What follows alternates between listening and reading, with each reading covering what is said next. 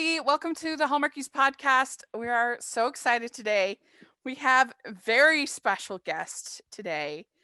Y'all are going to be so excited because I am here with Hall star extraordinaire Katrina Law and writer extraordinaire Tracy Andreen. And yes, who are both part of this upcoming movie, Christmas with the Darlings. So fun. I'm really looking forward to it. And thank you both so much for coming on the podcast. Thank you. Thanks for having us. So yeah, we're really excited because we haven't done an interview together before. So this is a first for us. I know. Well, Tracy, you've done a couple different interviews with us, and so why don't you tell the listeners your connection to Katrina aside from doing these movies together? Well, I mean, basically, it's I can't seem to avoid her. It's been 15 years at this point. She seems to be sticking with my brother, and so I guess we're going to still remain sisters-in-law. Yeah. And Katrina is the love of my youngest brother's life. Aww. And the mom to the most adorable Kenley, and is in her own right an awesome human being, and she's a super fun person to have in the family. Hi, Katrina. Hi, Tracy. I see you got my bribery check about saying good things about me. You're like, That's you just keep correct, showing I up just like you just keep showing up at family parties. Why are you here? I know. Yeah, marrying her brother was really just a secret ploy to stay in Tracy's life. That's right. It's like, you know what? I know we're only in the mid-aught years, but I sense that Tracy at some point in the future will start writing for Hallmark. And you know what I want to do? I want to do some of these, even though, Yeah, I was playing the long game. Yeah. Long game. Yeah. Good planning on your part. Thank you, Katrina. Yeah. Well, we have to hear, this is your first time on the podcast, Katrina. So welcome. I know people will be very excited because we've got a lot of Snow Bride super fans that listen to this show. And so how we'll have to hear your backstory. How did you get into acting, and how did you meet Tracy's brother, and Keith. How did all this happen? Keith. Okay, good. So I got growing up, I was a singer and a dancer, and then one day Nora Ephron's Lucky Numbers came to town, and they were looking for background extra players, and I was like, oh, I'll do it, and I was super excited and did that for a day. Loved it. Basically bribed my way onto set and volunteered to be a PA for free, and then from there she was looking for teenagers to basically scream at John Travolta from a passing car. And I was like, oh, can I do it? And she said, yes. And then basically Nora Ephron got me my SAG card. And then I just realized I loved that industry. And then after that, I just kind of moved out to LA and pursued the dream. And I met my husband, Keith, Tracy's brother, through bartending. We used to bartend across the street from each other. And like I said, I wasn't going to marry him, but I was like, oh, I got to keep Tracy in my life somehow. So I married him. And then to make sure, and then to make sure she really never got away, I decided to have his child. And, the golden child. Yeah. So, and here we are. That's how it's going. This is totally exciting. Planned. Because I'm a huge Nora Ephron fan, and Lucky Numbers is notoriously, she got an F cinema score, which it wasn't because I was in it. I think it was a little harsh. I really do. I don't think that movie's that bad, but it's so nice to know that something so good happened from Lucky Numbers. Now yeah, it did seem like a really random experience altogether. But it got me to where I am, and it seems to go along with the theme of my life. Yeah. So we're just going to go with it. Yeah. So I'm feeling better about that movie now. So good job. Way to go. I have to say, I actually never knew that story. How did I never know that one? Especially since I love myself some Nora Ephron. I'm listening rapt with attention. I'm like, really? Tell me more, Katrina. And like, there's like no movies that get F cinema score. For people that don't know, is the score that the audience gives. They poll the audience after the film, and then they tabulate it. And like a bad score is like a B, because most people, your average film goer, when they go to a movie, most of the time they're like, "Yeah, it was fine," and so it's like considered kind of a bad score if you get a B or a B minus. So if you get an F, it means they hate. Yeah, well, it was a group effort. And if you're gonna go big, yeah, go big or go home. No, I like to think of that's that. right. Yeah, right. This is your base, though. You started at that, and you've gone just nothing but up since then. I was like, guys, if this is all it takes, I got this. Yeah. I mean, at least with Lucky Numbers, Nora didn't write it. It's the only one that she directed that she didn't write. Then that's the problem. Yeah, that's which is probably the problem. Yeah. Yeah. No, I remember there were all sorts of kind of like weird shenanigans that were happening on set that I don't necessarily think were part of her control. And I remember like actors like shutting down set days on their own, and because it was so cold, and it was so stuff like that was going on that she was probably like, Yeah. But that helped you get your card. That's so funny. I love that. What was your second one? Sorry, I'm sorry. Oh, you're fine. To interrupt. I was just curious. Go ahead. Kat, what was your second thing that you got that was kind of note, or role of note? We did a bunch of like little things here and there that a lot of them never saw the light of day, which is probably a good thing. But then I remember my first job in Los Angeles was Reba. I think it was Reba, or maybe it was North Hollywood. I love Reba. I mean, I love her as a human, but I also love the show. That was cool. I was a bitchy prom queen on that one. Yes. So that was that one. Really? So if it wasn't that one, then it was a North Hollywood shootout, or 44 minutes, a North Hollywood shootout, where I was teamed up with Michael Madsen, and that was fun. Oh, but I actually didn't. I auditioned for the part that I got, but I didn't get it. And they were like, "Oh, well, we think you're cool. So do you want to be like this cop in it who directs traffic?" And I was like, "Sure." Yeah. Take it. That's right. Yeah, it was like 2 lines, and I was like, awesome. But then apparently like Tia Carrera got offered the part, but then was like, I need more money than what you're willing to provide, which was not a lot of money, whatever. And so I was like, they were like, okay, well, we can't pay you that, but hey, Katrina Law, do you want to do it? And I was like, yeah, basically I'll do it for free, whatever.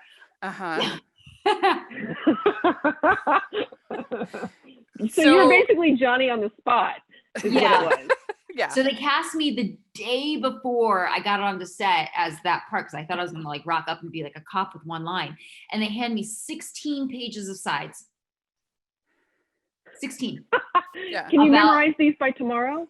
Oh my gosh, it was a disaster. It was an absolute disaster. Like there was nothing redeeming about this. And basically they kept changing the lines because again, they had these actors who were just like the meathead actors who they were very nice guys, but they were not easy. They didn't like the script as is, so they just kept kind of making things up, and the director really had no control over it. Oh my gosh. So it was one of those situations. But anyway, they kept changing the lines, and it was 16 pages of lines that they kept changing. But here's the problem. I'm a reporter, and I'm speaking directly into the camera, reporting on events that are not happening. And to be honest, do you know what writers love? Yeah, and when actors change the lines. Oh my gosh. Well, you know what writers really love? When the actors don't know the lines, and then they just kind of don't say anything. So basically, I basically didn't even read the script because they had just given it to me the night before. They gave me these sides, and I was like, oh my God, so I'm trying to memorize it. And of course, like when you memorize something and you haven't said it out loud, the first time you say it out loud is a disaster anyway. But then they changed all of that. And like I said, they just kept changing it. So that by the time it got to me on the camera, it became 4 hours. And they ended up like cutting most of it down because they were like, oh my God, this girl is terrible. They had to zoom in on the camera as I said one line. And then I would just say that same line again, and they would zoom out. And that's how we did the entire thing, one line at a time, because I was so nervous, so terrified, had no idea what was going on in the script or supposedly around me. And I had no idea what my lines were. And they were just like, oh my God. But then here's the beauty of it. 2 weeks later, I had to come back on a set and my scene was with Michael Madsen. And I was like, no, I've got this. And I got on set and I nailed it. And Michael Madsen was like, you're going to go far. You're really good. And I was like, thank you. Don't look at any of the dailies from the first day. And so I think the star was born. I think we all need to hunt down a copy of 44 Minutes, the North Hollywood Shootout. I think that's clear. You can contact me at hallmarkiespodcast@gmail.com and if you find a copy. This would be great. Yeah, I feel like that was scored better than the Nora Ephron movie, though. So probably. Like I said, okay, that's tragic. That is just tragic. Would it get an F cinema score? I don't probably think so. I probably got like a D or a C. Again, all right. I barely had a big part in it, so I'm not going to take credit for that either. Yeah. Yes. So Tracy, how did you end up writing Snow Bride? I'm assuming you wrote it before Katrina was involved. Yes. Maybe not. Yes. Yeah. No, okay. It was that was the very first full movie that I'd had. I'd had a couple of shorts made before that. But this was the first full movie that I'd written that had gone into production. And it came about because my friend Lee Friedlander, who has directed some of the stuff, she's done a lot of Hallmark work as well. She called me, and this was, way back in, I think, 2012. And she called me up one day when I was working at the Milken Institute in administration and kind of says, hey, can you write a Hallmark movie? And I was like, I'd never seen a single one of them. And I said, yes, because of course you always say that. And she's like, great. She goes, so she knew a producer, Tim Johnson, who'd done a bunch of these movies. And basically she had she's very good at sort of finessing her way and smooth talking things, which is great because I'm terrible at it. And she basically, we were friends and she, sort of friendly acquaintances at that point. And so she'd read my stuff and liked it and she was, hustling around. So she basically cornered Tim somewhere and he got him to say, all right, get me a script, give me a Christmas movie, use this title. And the title was A Bride for Christmas. And he said, find me your writer, because she was pitching me to him. She's like, if your writer can, come up with an idea for that, we'll go from there. So she came and she says, come up with an idea for A Bride for Christmas. So I do, and I send it to him, and we come back, and then the three of us were talking, and we completely flipped things around, changed things around, and I got the go ahead. And long story short, not the least of which is it was no longer called A Bride for Christmas, and the story changed significantly by the time it became Snow Bride, but it was going forward. And by this point, Kat, you'd done Spartacus, and a bunch of, like, you were, I don't know what season, I don't know if Spartacus was over or if it was still going or where it was, but she was just coming off that, and Snow Bride was gearing up, and I had already sort of begun the process of pitching Katrina. Actually, Lee had as well, to the future producer Michael, and also the director Bert Kish, who's just an amazing guy. God rest his soul. He's unfortunately no longer with us, but he knew Katrina, and she can tell you this story. But from my perspective, I'm sitting here, it's me and Lee, and we're pitching. I'm pitching Katrina to Michael, and Bert overhears me, and he's like, "Oh yeah, Katrina Law, she's great." And I'm like, I think he knows, as I'm pitching Katrina, I think he's overheard me saying that she's my sister-in-law. And I'm like, yeah, right. And we suddenly realized that no, he hadn't overheard. He actually was working as a DP on a movie an independent film Katrina was shooting in where is it? What was the name of it again? Kat? Death Valley. And so, yeah, Death Valley. And so he was just happened to be shooting that, and he was actually pitching Katrina to Lee. So this was just kismet, really, in a lot of ways. Yeah. And that's something Bert and I talked about. We were like, this just feels right.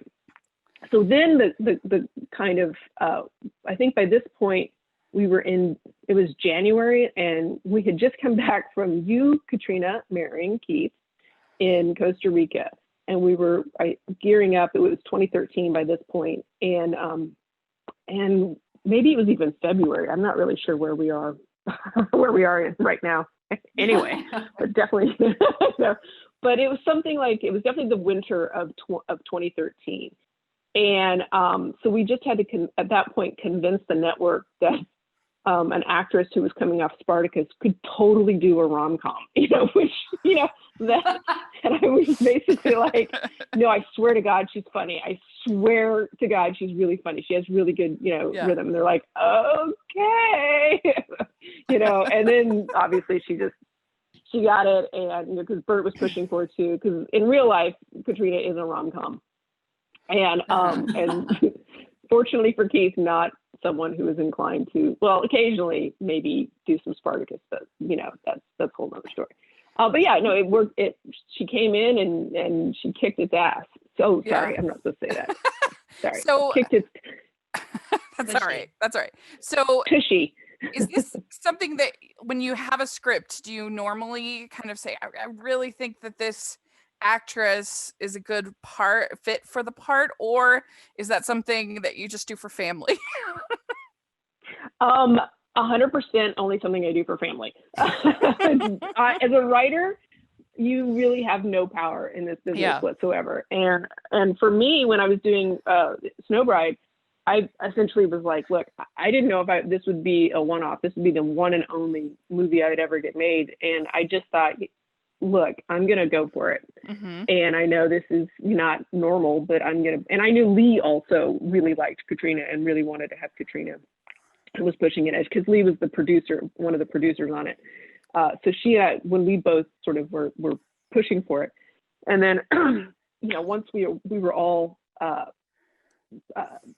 behind Katrina, then it was just a matter of getting the network to sign off on it, which fortunately they did. Yeah. So were you super pumped about this, Katrina? Like, oh wow, I'm getting this part. Like,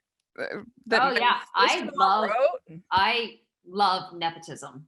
Yeah. Me too. Yeah. That's right. I thought you were gonna say I loved the script, but you went like a totally different direction. The script was amazing, and I couldn't wait to just sink my teeth into this character and bring her to life and make her fully well.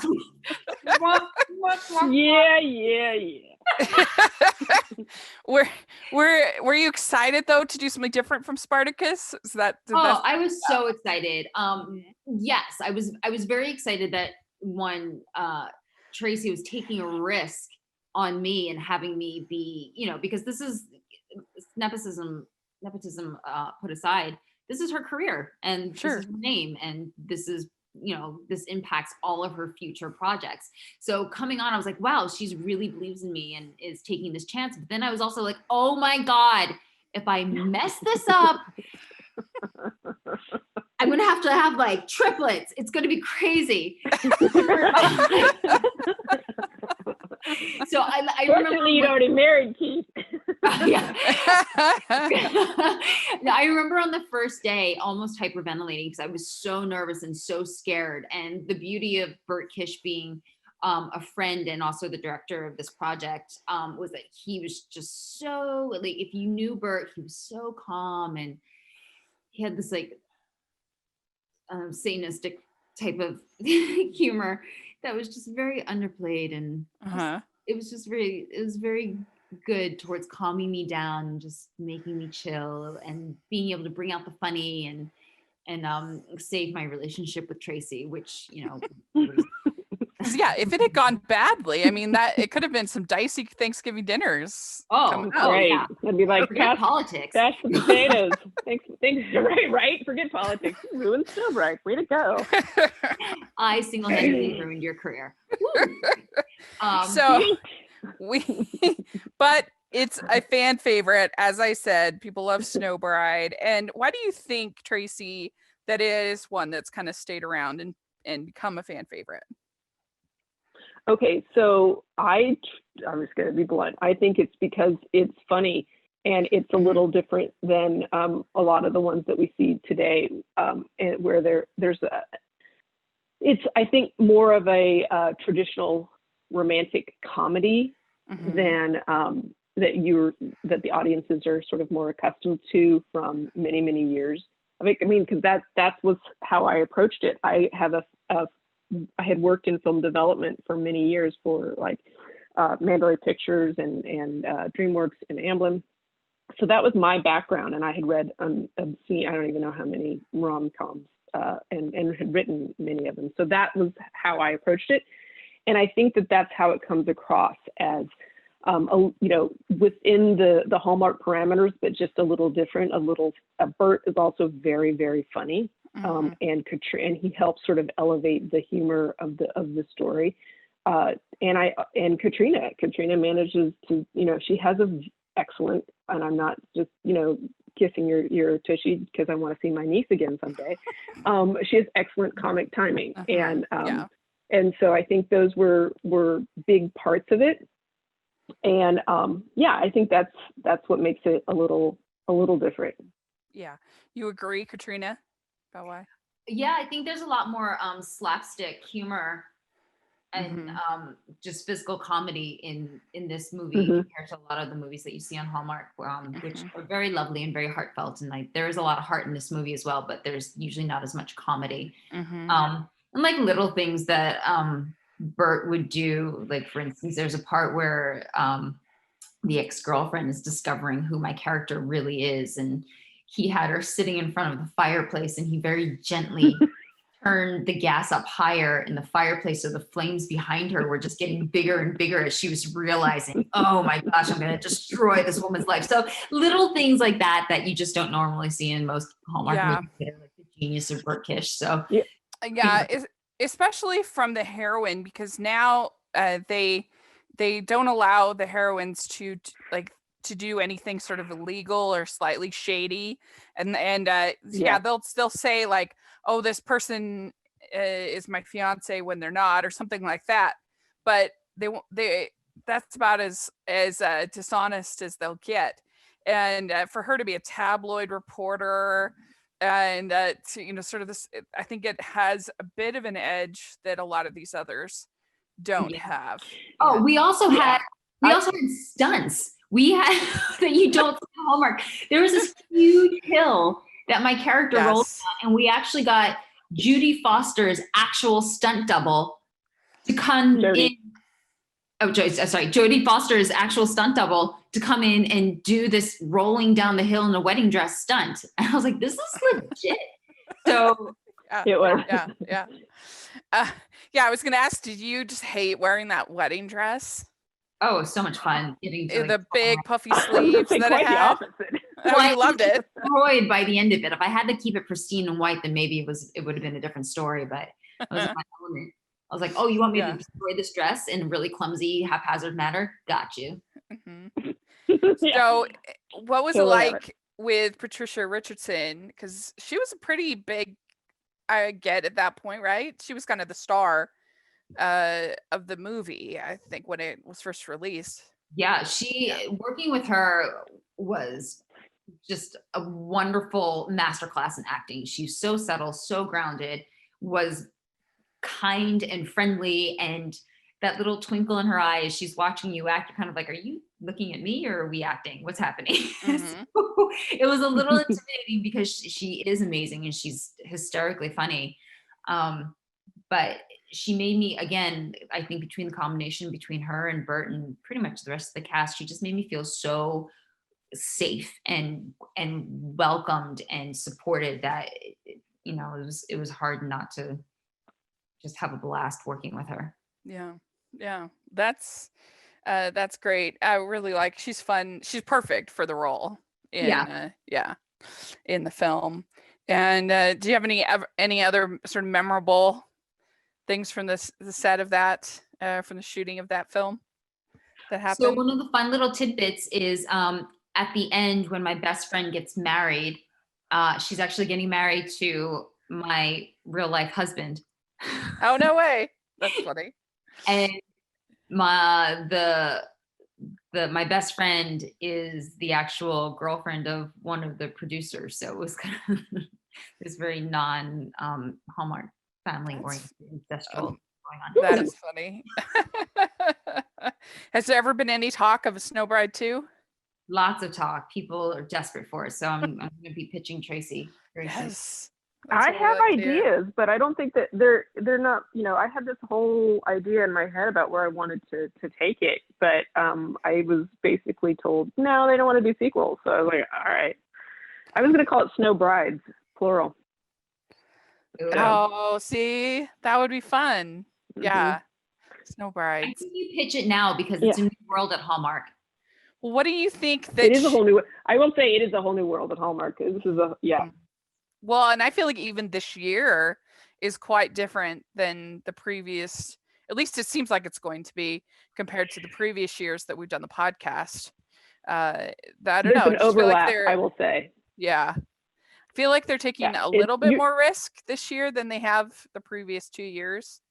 So hopefully there's going to be more diversity this year, but I think that there's still, I know with Christmas with the Darlings, which is what the movie that Kat's in now, was conceived and greenlit under the previous administration. Right. Maybe I'm watching too much politics, but it's under the previous administration, and so it still has sort of that influence on it, which is all good. It has definitely those sort of a lot of the buffers on there. However, about midway through, we were able to sort of like loosen up some things, and I'm going to let those surprises hit you when you see them. No spilling, Katrina. And that'll show that there's as traditional as this one is, there are some untraditional aspects to it within. So we'll see. But I know that a lot of the, obviously COVID affected shooting in a lot of ways. So a lot of the Christmas movies that were originally planned to shoot in the spring and the early summer, or the late winter, didn't happen, and they sort of are happening towards the midsummer and onwards now. I know that was it's been obviously affected everything. And that's incredible. I mean, I when they announced in July they were going to do 40 movies, I was very skeptical.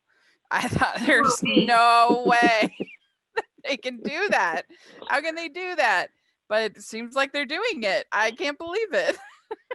I'll tell you how they do it. It's called Canada. That's how they do it. Amazing. We'd like to take a second and thank our sponsors for this episode of the podcast. They are the good folks over at Care Of, and they've been a sponsor for us for quite a little while, and we're very grateful to them. And they have high quality products, meets personalization. I think that's what makes them special. And all of Care Of's products are formulated with good for you, clean ingredients that are backed by science. And they are super transparent about the research and sourcing behind all of their products.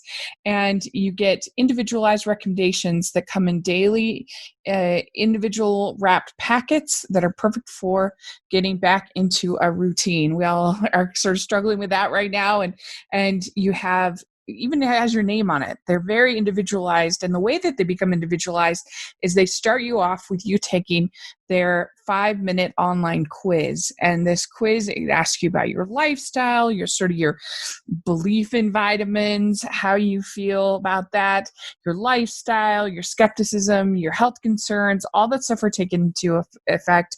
And then you are given with your recommendations for what you should be taking. And that's very, very helpful. And you can adjust your pack at any time. It's like having a one-on-one consultation with a nutritionist, all without leaving your house. And I know when I took the quiz, I was able to narrow down to my sleep needs as being my highest priority. So I was able to get some of the Dream Team on the go quick sticks, and those have melatonin as well as other properties that are good for helping you to sleep, and they've been great. It's a wonderful service that they offer and makes things quick and easy. You can have it delivered, you can have it on a regular basis, or you can individually order your vitamins. Important for all of us right now with fall coming on that we fall back into a healthy routine. As the season changes, it's important to get ahead of taking care of your immune health. It takes about 30 days for your body to adapt to new nutrients. So now is a great time to update your vitamin and wellness routines to help support your immune system this fall. Caregiver's products go beyond vitamins and supplements to include protein powders and boosts to help supplement your workouts as you move indoors in the colder months. So you will really find it helpful. For 50% off your first Care of order, go to takecareof.com, enter code Hallmarkies50. That's new code. So go to takecareof.com, enter code Hallmarkies50.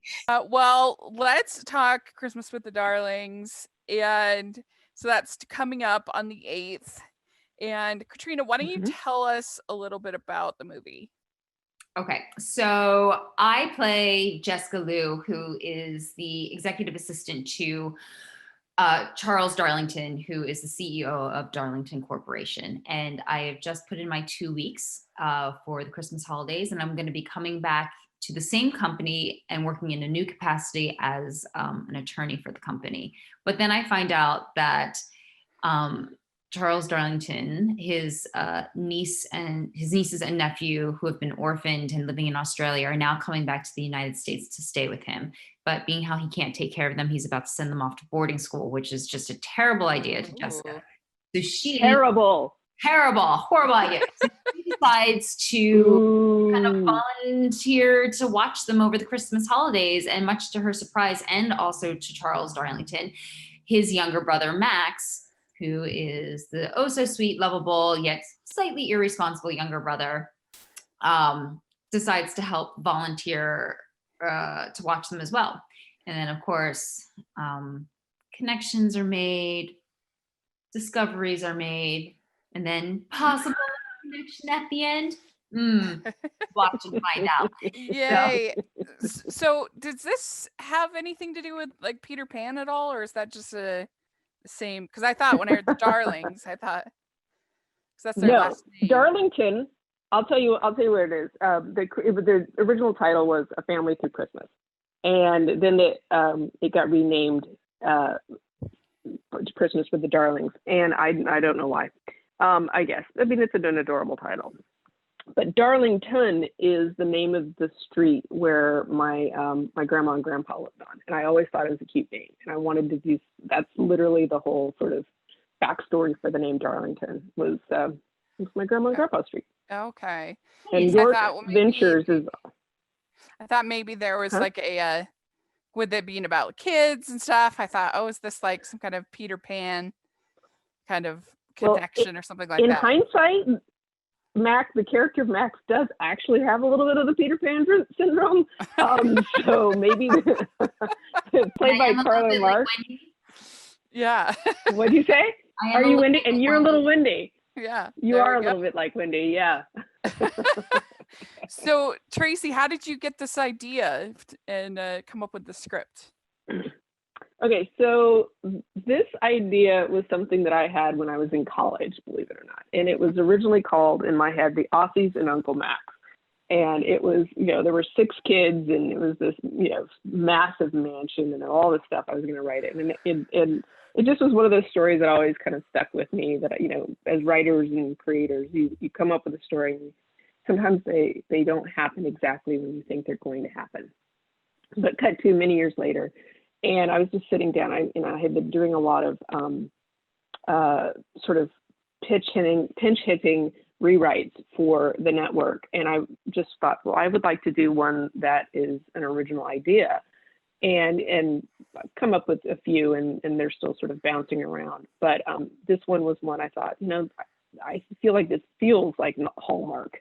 This feels like it could really be Hallmark. And by that time, and I had gone back to the story a few times over the years, and that's when the Jessica character sort of popped in, because I was like, I don't want it to just be about a guy with kids.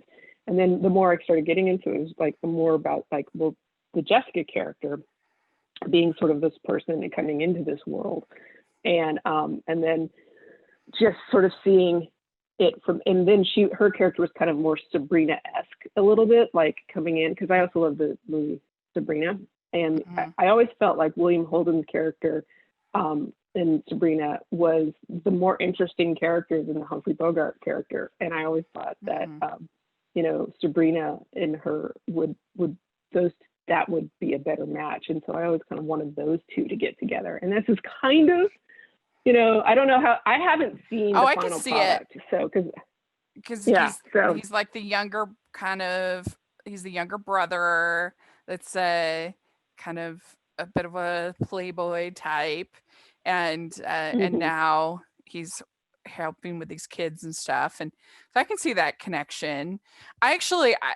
For Sabrina, I mean, I love Audrey Hepburn, she's a goddess, but I actually kind of like the remake a little bit better than the original.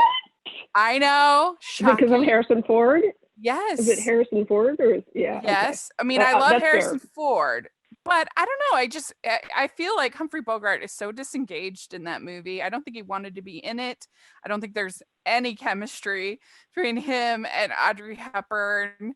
And I just think there's more between, and I like the transformation with Julia Ormond's character and the way that she talks about Paris and La Vie en Rose and all that stuff. Like, I don't know, I just really like it. And maybe it's partly because I saw that first and then I saw the older one. Oh, it's 100% because you saw that first. Yeah. I can feel Tracy like dying during this conversation right now. Like, oh. But yeah, I am such an Audrey Hepburn fan. I love her too. If you could see my my main entry room, whatever, has 3 framed Audrey Hepburn posters with My Fair Lady, Funny Face, and Breakfast at Tiffany's all on the wall. So yeah. I'm a huge fan, but I love that. I love the Harrison Ford one. I really do. But anyway, yeah. But that sounds fun. And so, Katrina, we haven't seen you in Hallmark for 5 years, if I'm not mistaken. Mm-hmm. And so we've missed you. And we're so glad to have you back. Yeah, it's fun to be back. I've been trying to do another Hallmark movie for years now, but due to timing, scheduling, whatever, it just never worked out. Uh-huh. So, yeah, when Tracy, busy. when Tracy asked me if I wanted to be a part of this one, of course, it was a resounding yes, because almost anything for Tracy. Yeah. And then the script, I think Tracy, don't tell her I'm saying this, but I think she's an excellent writer. Mm-hmm. We like her around here too. We do. So getting to be a part of one of her scripts again is a no-brainer for me, and I just knew it was going to turn out to be awesome. And hopefully I did her proud in this one, and she doesn't cringe as she's watching it. So these kids, I'll let you know. Yeah, thanks. These kids and the darlings look super cute. Oh, they were amazing to work with. Such good kids. The 2 young ladies are actually sisters, and the best part was Anthony, who plays the younger brother, just fit in so perfectly, because the 2 girls obviously had their own like secret languages and codes because they grew up together and actually lived together. And then having Anthony go in there and try to like be a part of them, they really did treat him like the younger brother who they absolutely loved and was yet slightly annoyed by, in all the best ways. It was really cute. And we got along great, and they brought such a beautiful energy to set, because it is a pandemic happening and everybody's a little nervous and a little unsure about what's happening, and it's long days and it's hot and you're wearing Christmas clothing, so having young energy around you to keep you up pace and on your toes is kind of exactly what you need in the later hours of the day, and they were just great. Yeah. So what was it like shooting in this time of COVID? Did you feel like the safeguards were sufficient? Did you feel safe? All the testing and the other things they were doing? The great thing about this production, shooting in Canada, is the numbers in Canada aren't as bad. So I don't know that I would necessarily feel I would have felt as good shooting this in the United States, just because our numbers are a little more. Did you quarantine up there for I 2 did. weeks? So my family and I, we drove cross country because I was quarantined in Jersey with my parents during the pandemic. So we all got into an SUV, drove cross country to Vancouver, quarantined for 2 weeks, shot the movie, and then we ended up doing a 22-day road trip across Canada to come back to Jersey. And again, just being in Canada was wonderful because it had a little bit more, it had more normalcy during this time than I think anywhere else than where I am right now. And also with the crew, this was their third movie during the pandemic. Oh, okay. So they were already a pandemically well-oiled machine. So there was no question for them how to behave, how to function, how to wear their mask, what to do, how to stay safe. And they obviously have been taking care of each other on and off of set for the past 2 films. So they were very respectful towards each other and the work. So while they would say things like, "Oh, these masks drive me nuts," or the shield drives me nuts, it would very quickly be followed up with, "But if this is what I have to do to work, then this is what I have to do." And there were no complaints about it in that aspect. So yes, I did feel very safe. But there's that thing of going, it is a pandemic and you are in tight quarters with these people, no matter how much you try to minimize crew and socially distance, sometimes it's just impossible to do. So you really, really had to rely on people and trust them to not go out on the weekends and go to bars or party or see too many external family members or friends. So there was a lot of trust that had to go into it. And, I'm walking in and I don't really know these people.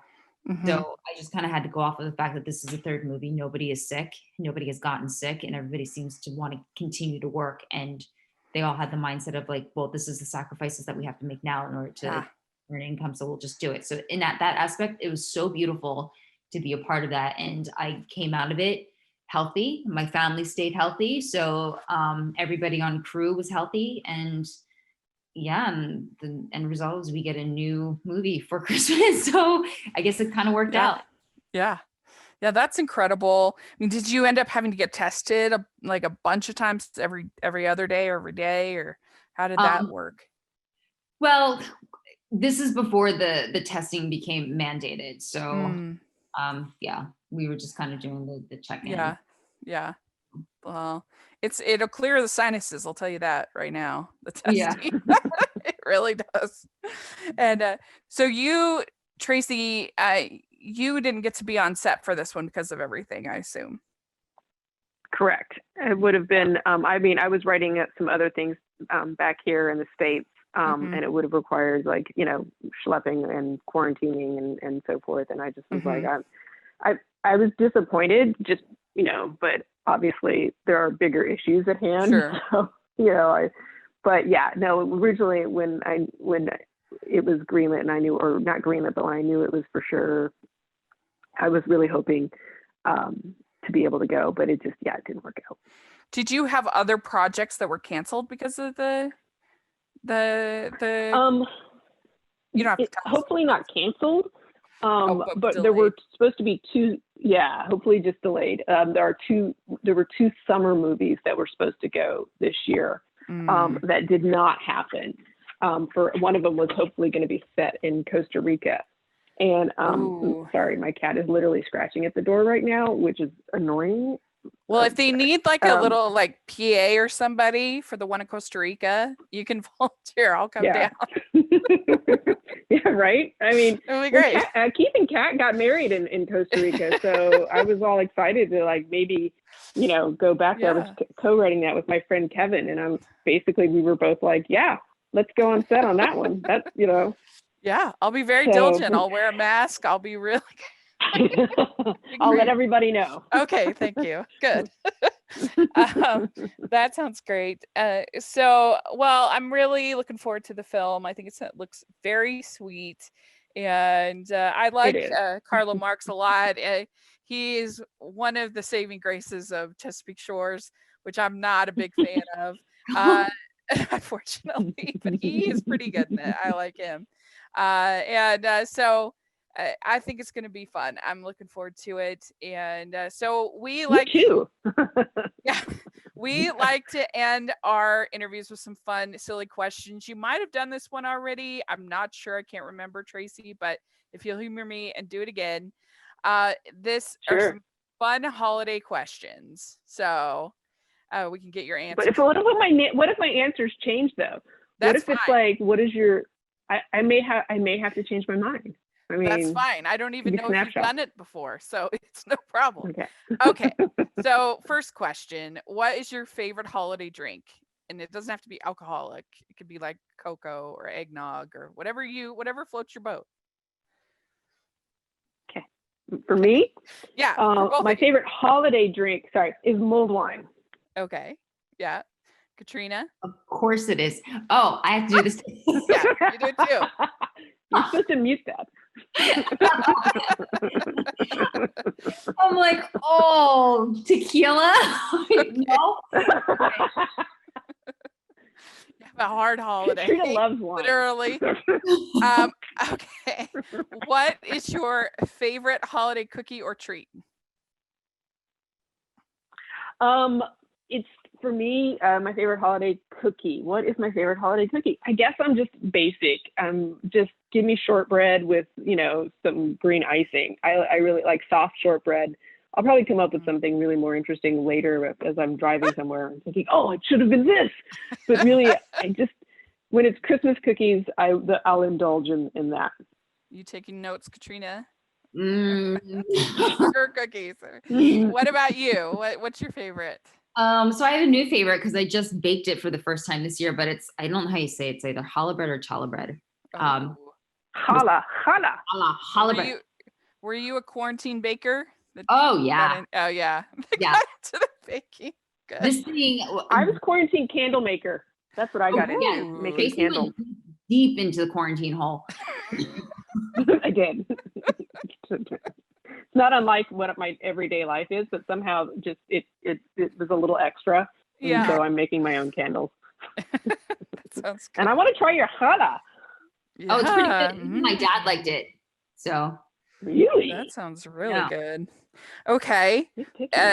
Yeah, and you can be any part. It can be. I don't know if you celebrate Hanukkah. It can be Hanukkah. It doesn't have to be Christmas. Okay. So, what is your favorite holiday Christmas song or carol? Christmas song. I think I love Carol of the Bells. And it's kind of, and it's specifically, I think it's the Mormon Tabernacle Choir's version of it that was in Home Alone. It's from right here in Utah. So, yeah, that's right. That's right. Shout out to Utah. Yes. Katrina, what about you? So old school one is Rocking Around the Christmas Tree. Mm-hmm. And then the new one is the Mariah Carey, All I Want For. Mm-hmm. Oh, classic. Wait, sorry, completely. I'm moving. You're right. I don't know what I was thinking. Okay, Carol of the Bells 2. Mariah Carey is number 1. I amend my previous answer because this is the thing. I will dance around like a goofball every time that song comes on. Yeah, it's so good. She's the queen of Christmas, so we have to be loud. All right. Do you have a favorite classic Christmas movie? Yeah, I'll always love It's a Wonderful Life. Mm-hmm. That's it for me, even though it begins with a suicide. I was just going to say, the best holiday film involving suicide. That's right. That's right. Well done. I like to begin. I like to bring the room down. Katrina, what about you? Do you have a favorite? I have ties, so I'm all about Die Hard, Elf. I knew you were going to say Die Hard. Yeah. Die Hard and Elf. Wait, what was the second one? Grinch. Elf? Elf with and Grinch. What's his name? Will Ferrell. Will Ferrell. Yeah, that one's good. I like it too. I think you would like Christmas in Connecticut, Katrina. I love Christmas in Connecticut. Oh, sorry. I've never No, seen it. no. Barbara Stanwyck. Oh, You need okay, to I'll see watch it. it. I think you'll really like it. It's very funny. Okay. Yeah. It's kind of the ancestor to, or the predecessor to Snow Bride. Because she plays a lady who writes a column where she pretends to be super domestic, but she's actually not at all. And all of a sudden this soldier comes to visit and wants this like perfect American, perfect housewife meal at Christmas. And so they have to pretend, and she pretends she has this baby. And it's hilarious because these women are just delivering that work in this factory are dropping off their babies. And so every day it's a different baby. And the soldier's like, what is that? It's really funny. I think you'd like it. It's great. Mm-hmm. I love that one. That was, Yeah. I think I actually, now that as you were describing it, Rachel, I'm actually writing a book right now for Penguin Random House. And as you're going through, I'm like, wait a minute. I think there's some subconscious, parts of Christmas in Connecticut that have sort of seeped in that I was unaware of until you just articulated it. Yeah. I'm excited to find that book when you have to let us know when you finish it. October 2021. Oh my gosh. It's coming out. That's awesome. Okay. So which is your favorite, Scrooge or the Grinch? Grinch. Grinch. Okay. Clear lights or wait. Sorry. That's okay. Clear lights or colored? For me, color lights.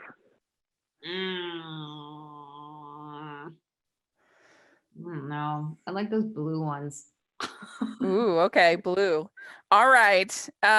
Snowball fight or build a snowman? Oh, snowman. Snowman. Oh, I don't like pain. All right. Would you consider yourself a good gift wrapper or not? I am excellent. Ooh. So when you say Katrina? I get the mall to do mine. Who do you get to do get it? The mall. Yeah. Oh, the mall. Yeah, that's a good strategy. Yeah. So Tracy, when you send me some of your candles, it's going to be wrapped pretty, right? I can count on it. It will be so pretty. Yes. Oh, I've gotten so like. You can request your scent. Yes. Yes. Your fragrance, Katrina. So yeah, you can like your you can scent. request. Like you can put like your essence in a bottle, send it to her, like make a candle out of it. Which I mean, I'm sure I you was wiping under my I don't want to arm. hold you back. But You put like a little echinacea or something like that in there. Yeah. Yes. Here's my deodorant. With the scent of lavender. Yeah. Yeah. Send all orders to Hallmarkie's podcast. All right. Last question. Do you have an ugly Christmas sweater? And what is your ugliest? I don't. I keep meaning to buy one. Specifically, I want to get the Hallmark ugly. They have one on the Hallmark website. They have, and I wanted to get that, but every year I get distracted by writing actual Hallmark movies, and I forget to buy one. We even have an ugly Christmas T-shirt design on our, and you can even get it on a mask on our merch store. So you can check that. Oh, do you? Yeah, we do. We really do. I'll send you the link. Please do. Do you have one, Katrina? I don't. I'm waiting for somebody to make me one. I want it to be like a hand knit something with like glitter. You know what? I'm gonna send Keith a text as soon as this is over with and tell him to start knitting because sure he needs to get on that. Yeah. Yeah, that sounds good. Well, you guys have been amazing, hilarious, just as I hoped. And I'm really excited for the new movie. And we'll be excited to watch Snow Bride as it plays probably a ton of times on Hallmark Channel over this course of the holidays. So thank you so much both for coming on. I really appreciate it. And if people want to follow you on social media or anything like that, do you have anything you want to share? Yeah, if they want to send us ugly Christmas sweaters, they can send it to you and you can forward it to us. It's a deal. It's a deal. All the contact information in the description section. Yeah. Yeah. And you have Twitter, right, Tracy? I have Twitter and Instagram. Those are the two. And I'm not super active on Instagram. I am probably a little too active on Twitter. I probably need to like slow my roll on that one. At least, but yeah, it's, and I'm going to try to be a little more active on Instagram as we get into the holidays, particularly with Christmas with the Darlings coming out. Great. Well, we'll have that all down in the description section, so check it out. And you can make sure you're all following the podcast, Hallmarkies Pod and Hallmarkies Podcast, all of our social media. And if you're listening on iTunes, please leave us your ratings and reviews. We really need those right now so people can find the show. And also, if you are listening on YouTube, please give this video a thumbs up, subscribe to the channel. And you can find me at Rachel's Reviews, all of our social media, iTunes, YouTube, and on Rotten Tomatoes. So check that out. And thank you again so much for coming. This was so much fun to get to talk with you. And let us know your thoughts of all the different things that we talked about, either in the comment section or on Twitter. And we'll talk to you all hopefully for your next, we can do this again, hopefully for your next project. Sure. And that'll be great. I'd love that. Merry Christmas, everyone.